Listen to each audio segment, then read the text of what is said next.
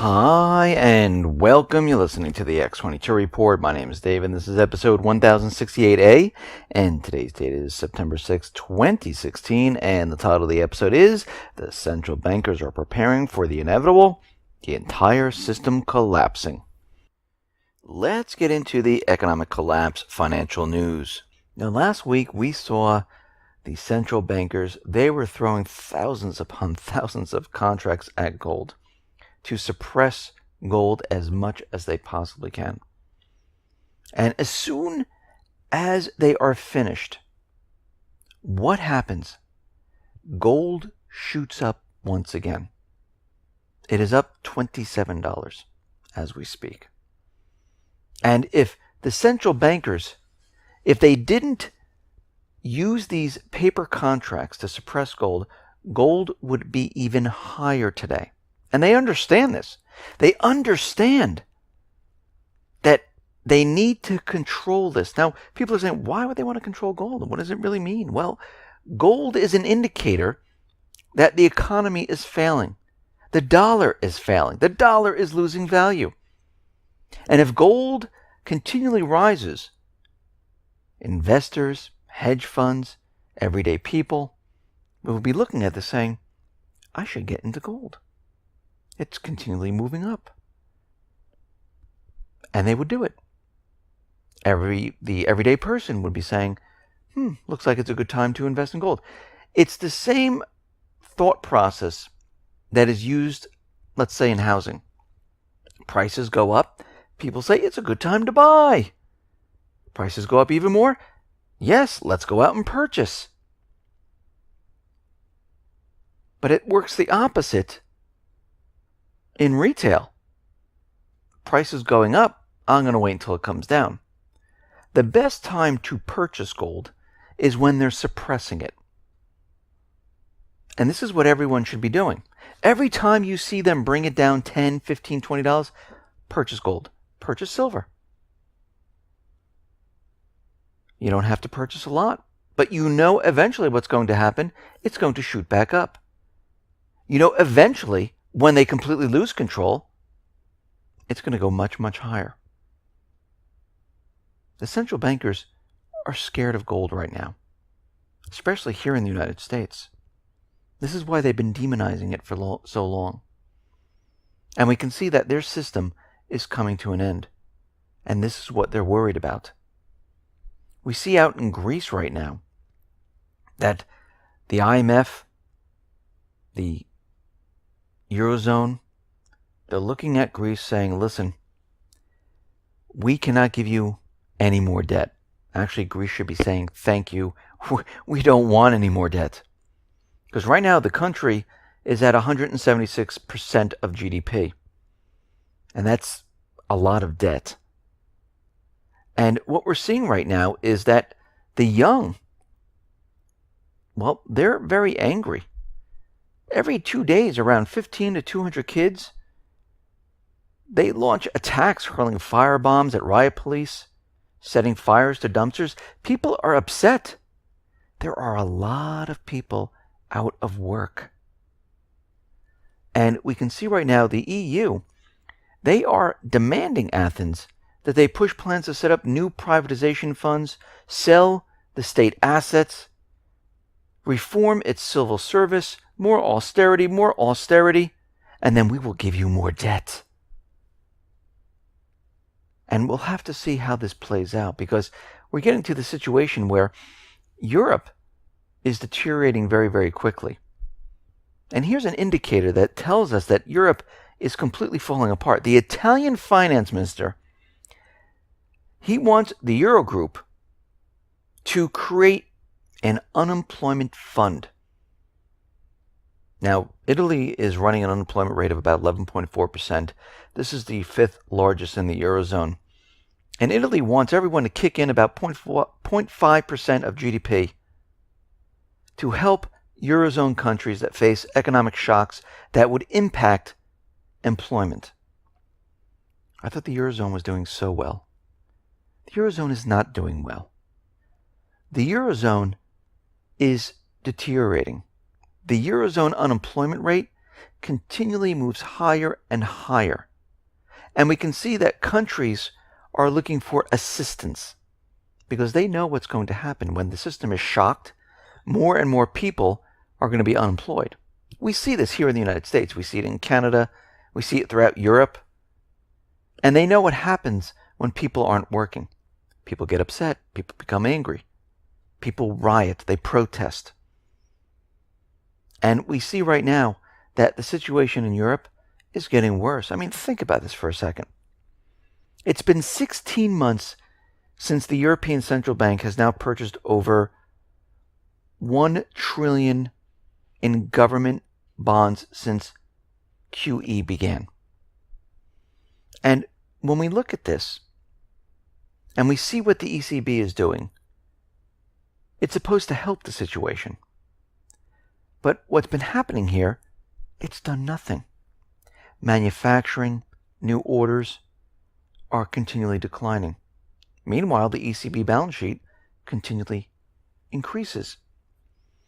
The EU 2017 GDP growth continually declines as the ECB balance sheet continually increases. Right now, the GDP expectation in the EU, it's around 1.2%. It is continually dropping. So whatever the ECB is doing, whatever the Fed is doing, whatever the Bank of Japan is doing, it is not helping the overall economy. It's helping their system, their banks, the elite, the 1%, the central bankers. It is helping those individuals. Everyone else is sitting here going, the situation on the ground, it's getting worse. It is not getting better. Here in the United States, we see the ITT Education Services, which has been in business around 50 years right now. Well, they're shutting down. 40,000 students are going to be in limbo. 8,000 employees are going to be fired. And the company said the closure is due to an investigation and sanctions by the U.S. Department of Education. So what we're seeing right now is there are more and more individuals out of work. And all these students, what are they going to do at this point? And of course, you know, they have student loans. This company has been the subject of a state and federal probe for various reasons, including its recruitment tactics, lending practices, and job placement figures. Now, this is the second time we've heard that a college is kind of falsifying job placement figures. Why would that be? I think it was the Corinthian College that was doing this before, where they were sued. Because what's happening right now, more and more people are taking out student loans. They're going to these schools and they're saying, can I get a job if I do this? And they say, yes, of course. You can get a job here or here or here, and this is what you'll be making. But in reality, these jobs don't exist. In reality, they need to fake it to get more and more individuals enrolled. Because they know people aren't going to be taking the money out of their own pocket. They're going to be taking loans out.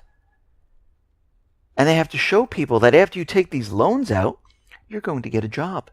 But we see the opposite happening once again. It is so bad here in the United States that right now government employees now outnumber manufacturing employees by almost 100 million. With a ratio of 1.8 government workers to every manufacturing worker. Well, that seems like an incredible economic model that's going to grow and grow and grow and improve. No, it's not. The reason why they needed to add all these government jobs is because we're losing them in manufacturing. Most of the people who've lost their jobs in manufacturing had to get jobs in hospitality, in leisure. And this is exactly what we're seeing. We're seeing that those people who were working in manufacturing, they're getting lower paying leisure and hospitality jobs. Because those jobs right now outnumber manufacturing jobs. So we have government jobs, leisure, hospitality, all outnumbering manufacturing jobs. The situation is not improving. It's actually getting worse. And as time goes on, it's going to get worse and worse. We see the services economy, well, they have crashed to a 6-month low. Services jobs fell to their weakest since December of 2014. And the ISM services data collapsed to 51.4. This is the lowest since February of 2010. And new orders, they are imploding to their weakest since January of 2014. Actually, the Fed's own jobs indicator, it is tumbling. For the 7th month of the last 8, the Fed's labor market indicator has dropped, telling us that this system is dramatically falling apart. Think about all the economic indicators that we have been looking at and how many are continually declining, and some are even worse than 2008. How in the world can the economy be getting better? It can't be. Once again, the U.S. government central bankers, they are lying to the people. And they know the crash is inevitable. There's nothing they can do about it. Yes, they can continually prop it up, but eventually what happens is that other countries realize what's happening, and other countries pull away, which we're seeing right now. And countries say, you know something? I've had enough. And they start forming their own economic system. And they continually pull away from the United States, from the private Western central bank countries. And we are seeing this right now. They're called the BRICS. China, Russia, Brazil, and many of the emerging market countries, they're all doing this because they understand what's going on. In Hungary, we know that the IMF is owned by the Rothschild Group. Well, the Prime Minister in Hungary, guess what he's just done? He has banned the Rothschild Bank from his country. We see Iceland has done it. Hungary's done it.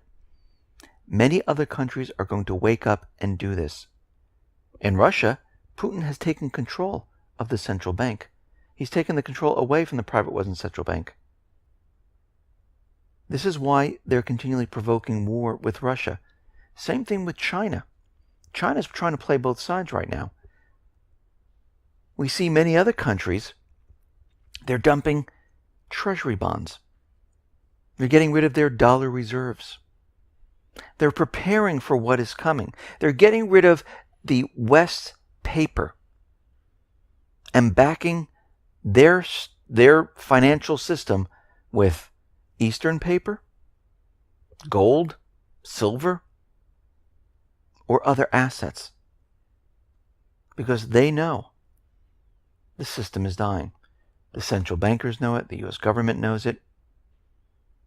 Many of the hundreds of millions of people around the U.S., Canada, Australia, throughout Europe, many of these people don't know it. There are a few. There are a few that realize what's going on here. And this is why you need to prepare for what is coming, not just financially, mentally, physically. You need to prepare with food, water, supplies. Because when credit dries up, when credit freezes and many companies go bankrupt, which you know is going to happen, we've already seen it with Hanjin.